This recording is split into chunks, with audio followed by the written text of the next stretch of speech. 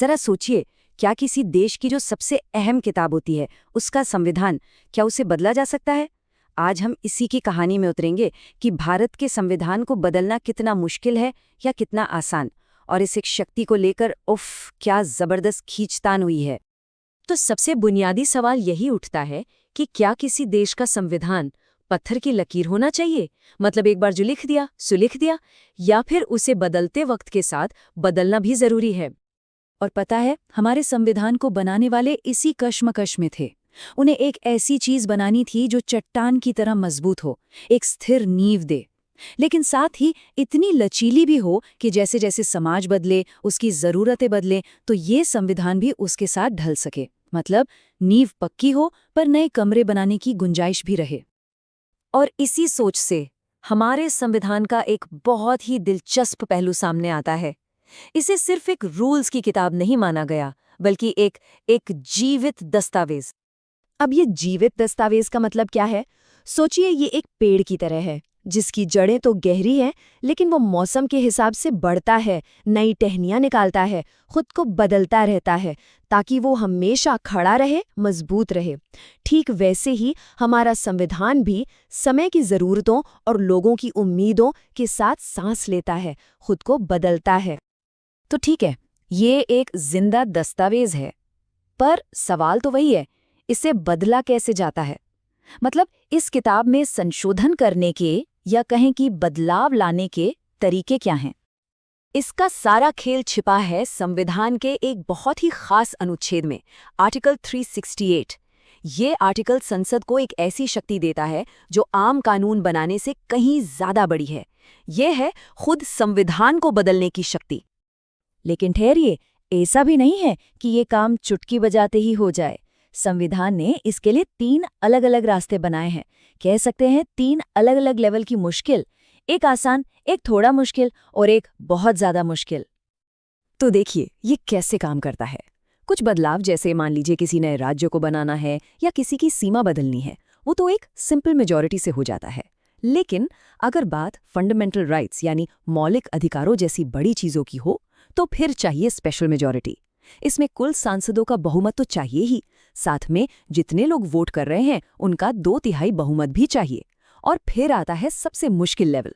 अगर देश के फेडरल स्ट्रक्चर, मतलब केंद्र और राज्यों के रिश्ते या सुप्रीम कोर्ट की शक्तियों में कुछ बदलना हो, तो संसद की स्पेशल मेजॉरिटी के साथ साथ कम से कम आधे राज्यों की विधानसभाओं की भी हाँ चाहिए।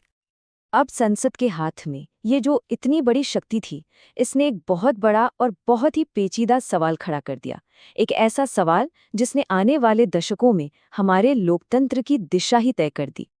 सवाल ये था कि अगर संसद के पास संविधान बदलने की शक्ति है, तो क्या वो कुछ भी बदल सकती है? मतलब क्या इसकी कोई सीमा है भी या नहीं? क्या संसद संविधान की मूल पहचान, उसकी आत्मा को ही बदल सकती है? और इस जबरदस्त सवाल का जवाब संसद से नहीं बल्कि सुप्रीम कोर्ट से आया, और जवाब भी ऐसा जिसने भारतीय कानून का इतिहास हमेशा के लिए बदल दिया। ये है बेसिक स्ट्रक्चर डॉक्ट्रिन, या कहें बुनियादी ढांचे का सिद्धांत। आसान भाषा में समझें तो ये एक तरह का अदृश्य सुरक्षा कवच है।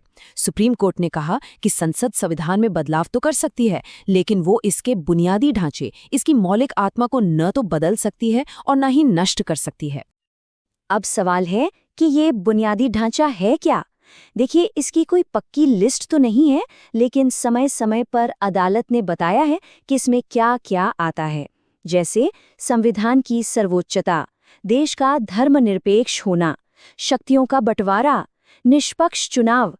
ये वो खंभे हैं जिन पर हमारे लोकतंत्र की पूरी इमारत टिकी है। इन्हें नहीं छेड़ा जा सकता। पर हाँ, ये सिद्धांत, ये सुरक्षा कवच रातों रात नहीं बन गया। अरे, इसके पीछे तो संसद और न्यायपालिका के बीच दशकों तक चली एक जबरदस्त खींचतान की कहानी है, एक असली कॉन्स्टिट्यूशनल टग ऑफ वॉर। इस पूरी कहानी को देखें तो ये एक शतरंज के खेल जैसा लगता है। देखिए, 1951 में सुप्रीम कोर्ट ने कहा कि संसद कुछ भी बदल सकती है। फिर 1967 में सुप्रीम कोर्ट ने अपना ही फैसला पलट दिया और कहा नहीं, मौलिक अधिकारों को नहीं छुआ जा सकता। अब संसद ने जवाब दिया, 1971 में 24 संशोधन लाकर अपनी शक्ति वापस ले ले। फिर आया 1973 का ऐतिहासिक केशवानंद भारती केस, जहां सुप्रीम कोर्ट ने बीच का रास्ता निकालते हुए बेसिक स्ट्रक्चर का सिद्धांत दिया। लेकिन लड़ाई खत्म नहीं हुई। 1976 में संसद ने कहा कि उसकी शक्ति असीमित है, और आखिर में 1980 में मिनर्वा मिल्स केस में सुप्रीम कोर्ट ने इस पर आखिरी मोहर लगा दी। देखा क्या कमाल की खींचतान थी। मतलब इस लड़ाई के एक मोड़ पर तो संसद ने 42वें संशोधन के जरिए साफ साफ कह दिया था कि संविधान में बदलाव करने की उसकी शक्ति पर कोई सीमा नहीं है, कोई भी नहीं। लेकिन फिर सुप्रीम कोर्ट ने मिनर्वा मिल्स केस में एक ऐसी बात कही जो हमारे लोकतंत्र के लिए एक मील का पत्थर बन गई। अदालत ने कहा, एक सीमित शक्ति का धारक उसी शक्ति का प्रयोग करके सीमित शक्ति को असीमित शक्ति में नहीं बदल सकता। क्या जबरदस्त लाइनें। मतलब जिसे ताकत एक दायरे में रहकर इस्तेमाल करने के लिए दी गई हो, वो उसी ताकत से खुद को असीमित नहीं बना सकता। तो इस पूरी खींचतान का, इस पूरे संघर्ष का नतीजा क्या निकला? नतीजा एक बहुत ही खूबसूरत और स्थायी संतुलन, एक ऐसा बैलेंस जो आज भी हमारे लोकतंत्र की हिफाजत करता है।